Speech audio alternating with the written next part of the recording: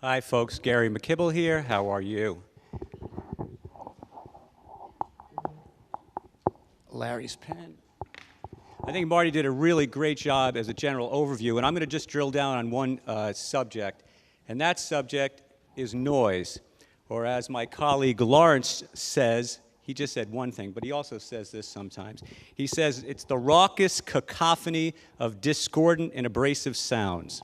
But whatever you call it, we will be subjected to a lot more noise pollution if this project goes forward. Just think back to the video you saw. Just imagine 520 trains a year, horns blaring, clickety-clack, clickety-clack, click-clack, all down the track and all through slow counting. Now, I've only got a few minutes to speak, and I'll be shorter than these guys, so I'm going to keep it really simple. Noise impacts had to be monitored for the revised Environmental Impact Report, the REIR. There were basically two parts to the monitoring process. There was monitoring of the residential areas, and there was monitoring at the refinery itself. Now, with regard to the residential area monitoring, you can read the entire report until your eyes glaze over, and mine did. But the bottom line, and I quote from the report, is, quote, "The exceedances of the noise thresholds at noise-sensitive receptors are a potentially significant impact," end quote. Now, Phillips thinks these impacts can be mitigated, but we challenge that conclusion. And in fact, the REIR states, and I'll quote from that, it's important. And I'm going to go slowly so you can digest this. There are a number of uncertainties associated with estimating noise impacts. Meteorological conditions can strongly affect noise propagation and impacts, as most people have had experiences of hearing noisy activities a long distance from the source when the conditions are right. In addition, characterizing noise sources is challenging, as there are a number of potential activities, including hooking up rail cars, potential emergency annunciators, and the low-frequency locomotive noises that can travel long distances. The models capture many of these issues, but there is not extensive data available on some of the issues, such as a good octave band analysis of different locomotive arrangements, for example, that bring in a range of potential errors into the analysis. Therefore, we assert that however well-intentioned these models are, they cannot accurately reproduce all of the combinations and permutations of the real world. That is our real world living here at Trilogy. Now let me address the monitoring at the refinery at this rail spur itself. The purpose of that test was to confirm noise levels during train movements at the rail spur.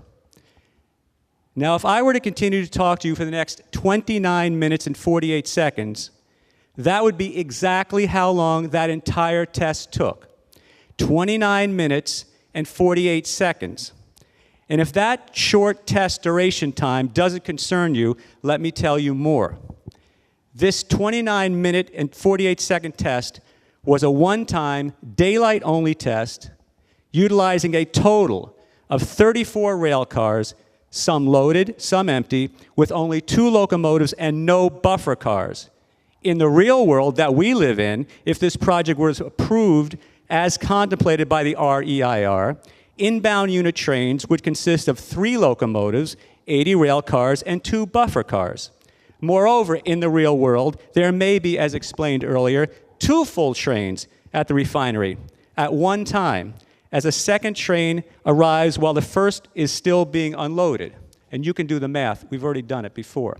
In addition, we know for a fact that there will be other noise-provoking activities occurring at the spur 24/7, 365 that were not accounted for in that test. For example, ongoing mechanical and operational noise generated from the new offloading facility, complete with its new pumping systems, HVAC equipment, and air compressors, and noise generated from additional vehicles as cars, trucks, and transport vehicles work to service the new rail operations.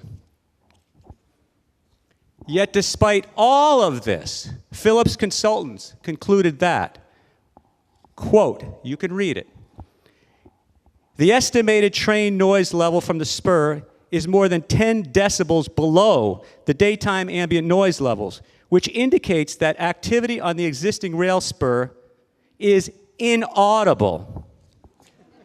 To which I say, wake up and smell the noxious fumes. At the very least, more extensive and realistic noise testing should be required at the refinery to determine the true noise impact of the project.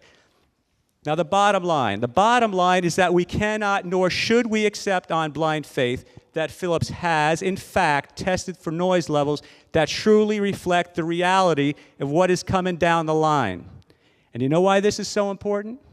Because study after study has shown that elevated noise levels can lead to sleep disturbances, stress, hypertension, and yes, even heart disease. Did we move to Trilogy for that?